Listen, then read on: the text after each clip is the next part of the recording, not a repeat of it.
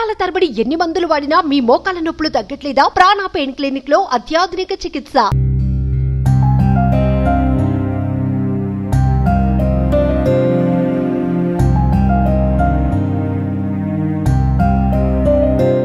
రీసెంట్గా మనకు తెలుసు ఒక సీరియల్ ఆర్టిస్ట్ పవిత్ర జయరాం, ఆమె రోడ్ యాక్సిడెంట్లో చనిపోవటం. ఆ తర్వాత కో ఆర్టిస్ట్ అయినటువంటి చంద్రకాంత్ కూడా అదే యాక్సిడెంట్లో దెబ్బలు తాకటం. అతను 2 రోజుల క్రితమే సుమన్ టీవీకి కూడా ఇంటర్వ్యూ ఇచ్చాడు. ఆ ఇంటర్వ్యూలో చాలా విషయాలు చెప్పారు కానీ ఎక్కడా కూడా తల్లిదండ్రుల గురించి కానీ, భార్య గురించి కానీ, ఆయనకున్నటువంటి పిల్లల గురించి కానీ అతను మాట్లాడలేదు. ఈరోజు సడన్గా సూసైడ్ చేసుకోవటం ఏంటి అనేది కూడా ఎవరికి అర్థం కాని విషయంగా ఉంది. పోలీసులు ఇప్పటికే ఇన్వెస్టిగేషన్ స్టార్ట్ చేశారు. ఆ సూసైడ్ చేసుకున్నది కూడా పవిత్ర ఇంట్లోనే సూసైడ్ చేసుకున్నాడు. ప్రస్తుతం మనమైతే అతని ఇంటి దగ్గర ఉన్నాము. వాళ్ళ అమ్మ, వాళ్ళ భార్య, వాళ్ళ నాన్నగారు అందరూ ఇక్కడే ఉన్నారు, వాళ్ళ పిల్లలు. ఒకసారి ఆ తల్లితో మాట్లాడదాము. వాళ్ళ ఆవేదన చూస్తుంటే గుండె తరుక్కుపోతోంది. అసలు గుండెలు అవిసేలా ఏడుస్తూ ఉన్నారు తల్లి, భార్య ఇద్దరు కూడాను. ఎవరు ఆపేటువంటి పరిస్థితి లేదు. ఎందుకు ఇలాంటి పరిస్థితి? అసలు గత కొన్నేళ్లుగా అతను భార్యతో కూడా ఉండట్లేదు అని చెప్తున్నారు. ఇక్కడికి వచ్చిన తర్వాత తెలిసింది నాకు.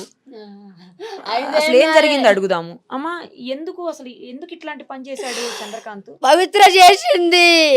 పవిత్ర దాన్ని ఉంచుకున్నది. వాడు పెళ్లి చేసుకుంది. 5 ఏళ్ల నుంచి నా కోడల దగ్గరికి రానియలేదు, మాట్లాడనియలేదు, పిల్లలతోనే మాట్లాడనియలేదు, తల్లితోనే మాట్లాడనియలేదు. పవిత్ర పిల్లలతోని మాట్లాడనీయకుండా చేసిండు. 5 సంవత్సరాల నుంచి నా పిల్లలతోని కలవనీయలేదు. కొడుకు నాగం చేస్తున్నవే, పిల్లలు ఉన్నారే అంటే నా ఓడంటే నీ ఓడు ఎట్లయితాడే? నేను నలుగుట్ల తెచ్చిన నా కోడల్ని, నా పిల్లలు చిన్నోళ్ళు ఉన్నారే, నువ్వు ఎట్లా పెళ్లి చేసుకుంటావని అడిగినా నేను. అంటే నేను చేసుకున్నా పెళ్ళి అని వీడు చెప్పిండు, అది చెప్పింది. ఏ గుడిలోనో చేసుకున్నా అంటే మేము ఇంకోరు చేస్తున్నామని చెప్పినాము. వాడు ఏది పట్టించుకోకుండా దాన్నే పెళ్ళాం అన్నాడు. పెళ్ళామని పెళ్ళంతో మాట్లాడలేదు. నాకు అదే సర్వస్వం, అదే పెళ్ళాం అన్నది. అది ఏం పెట్టిందో తెలియదు నా కొడుకుని. మాట్లాడలే. ఆడ యాక్సిడెంట్ అయి వచ్చినాక కూడా మాట్లాడలేదు. దానికోసం నన్ను మాట్లాడలే నా కొడుకు. వచ్చిన తర్వాత కూడా మాట్లాడలేదు, చూడలేదు. చూస్తుంటే చూడనియలేడు, చూస్తుంటే ముట్టుకోనియలేడు, పట్టుకొని లేదా? ఓకే. పెళ్ళంతో మాట్లాడలేడు. మాట్లాడితే ఇప్పుడు మాట్లాడుతున్నాం, అది చచ్చిపోయినాక ఇప్పుడు అవసరమా అంటున్నాడు. దాన్ని చితంబ బాధ పెట్టిండు, కొట్టిండు, తిట్టిండు. ఎవరు? భార్యని వాటిలో కొట్టిండమ్మా. రాత్రి అంతా కూడా కొడుకు తాగొచ్చినా, లొల్లి పెట్టినా బాధపడ్డమ్మా. ఇక మారుతాడు అనుకున్నమ్మా. నా పిల్లలకు నా కొడుకు ఉంటాడు అనుకున్నమ్మా నేను. నా పిల్లలకు కొడుకు లేకుండా అయిపోయిండమ్మా. నా పిల్లలకు తండ్రి లేకుండా అయిండమ్మా. మాట్లాడలేడు. రాత్రి లేనో ఫుల్ తాగొచ్చిండంట. పుల్లు తాగొచ్చినాక ఈ చెయ్యి కొట్టుకుంటే రక్తం కారితే దోస్తు చూసిండంట. దోస్తులు ఇంట్లో వండబెట్టిర్రు, తాగిర్రని. పెడితే మళ్ళీ ఆడపోయి చూస్తే రాకుంటాడేమో మమ్మల్ని చూసి. పండుకొని ఏడనో ప్రశాంతంగా రెస్ట్ ఉంటుందని పండుకోమని చెప్పి వచ్చినామమ్మా. ఆ దోస్తే ఇంత తినబెట్టిండంటమ్మా. తినబెట్టినాక పండుకుండేమని పొద్దు నుంచి ఫోన్లు చేస్తున్నాం. పెళ్ళాం దగ్గరికి పోలే, ఏం పోలే. నా దగ్గర రాలేడు.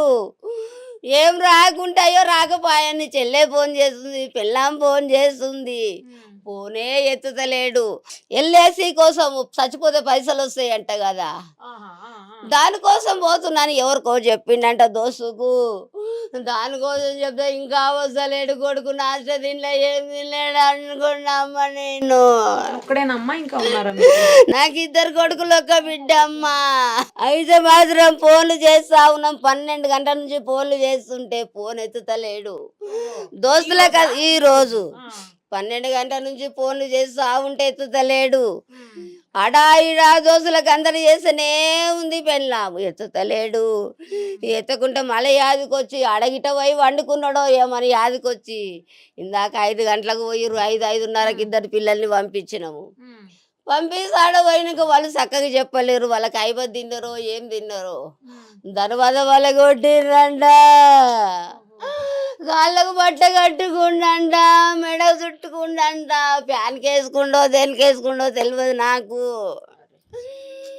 సూసైడ్ చేసుకున్నాడని మా ఆయనకి ఎవరు చెప్పంగా మా ఆయన ఏంటిండు, అమ్మా నీకు ఊరు పెట్టుకున్నంత అవసరం ఏమొచ్చింది, దాని పిల్లలు 20 ఏళ్ళు ఉన్నారు, ఆ పిల్లలు 5 ఏళ్ళ పిల్లలు, ఆ పిల్లలు 6 7 ఏళ్ళ పిల్లలు. నీ వయసు ఏం పోయింది బిడ్డ, నీ వయసు ఏం పోయింది. పిల్లలు లేకదా, పిల్లలు లేకనా, తల్లి లేకనా అమ్మా, అదొక్కది మా సంసారం అంతా ఖరాబ్ చేసిందమ్మా. దాన్ని రానియకపోతుండే, ఆడికే రమ్మని పిలుచుకుంటుండే, పిల్లలతో మాట్లాడనియకపోతుండే, అది వచ్చి ముట్టుకుంటే పిల్లలు కూడా రాకపోదురమ్మా. అదే పెద్దమ్మ పెద్దమ్మ అని చెప్తుండే అమ్మా. మేము నమ్మలేదమ్మా, వద్దు బిడ్డ దాన్ని వదిలేసుకో బిడ్డ అని చెప్పినాము. దాని అమ్మగారింటికి తోలుకపోయింది, 4 రోజులు రానని చెప్పి పోయిండమ్మా. 4 రోజులు రానని చెప్పి పోతే వచ్చేనాడే యాక్సిడెంట్ అయ్యిందమ్మా వాళ్ళకు. 1 గంటకు ఫోన్ చేసిండమ్మా, 1 గంటకు ఫోన్ చేస్తే తాగి ఫోన్ చేస్తాడు అనుకున్నామమ్మా మేము. రాత్రి పూట 1 గంట అయిపోయినాక నా కాళ్ళు వేసలేదే, నా కాళ్ళు వేసలేవు, కార్ యాక్సిడెంట్ అయింది అన్నాడమ్మా. కార్ యాక్సిడెంట్ అయిందంటే నా కోటల దగ్గర కురికినమ్మా నేను. అమ్మా కాళ్ళు వేసలేవంటే పవిత్రలు వేసలేదే, పవిత్రలు వేసలేదు అన్నాడే. ఏమైంది చెప్పు అంటే కారు గుద్దిపోయింది అన్నారమ్మా. నువ్వెట్లున్నావంటే గవర్నమెంట్ హాస్పిటల్ చూపించిరన్నారమ్మా. మేము ఇంటికి వాళ్ళ దోస్తులను పంపించి నా 4గురిని నువ్వు దూరం ఉండి చూడమని చెప్పిండమ్మా. నువ్వు దూరం ఉండి చెప్పమంటే దోస్తులందరూ విన్నారమ్మా. మళ్ళీ నా కొడుకే అన్నాడు చచ్చిపోయింది అన్నాడు. మళ్ళీ అన్నాడు 5 ఏళ్ళ నుంచి మీరు దూరం పెట్టిరని చెప్పురని చెప్పిండు. తల్లిదండ్రులు దూరం పెట్టిరు, పెళ్ళాన్ని దూరం పెట్టింది అప్పుడు అన్నారు. లేకుంటే నా కోడల్ని తీసుకొని నేను అడిగి పోతుంటి. అట్లా గిట్ట అన్నాడేమో అనుకున్నామ్మా నేను అని ఉల్టా సీదా మాటలు చెప్పిండు.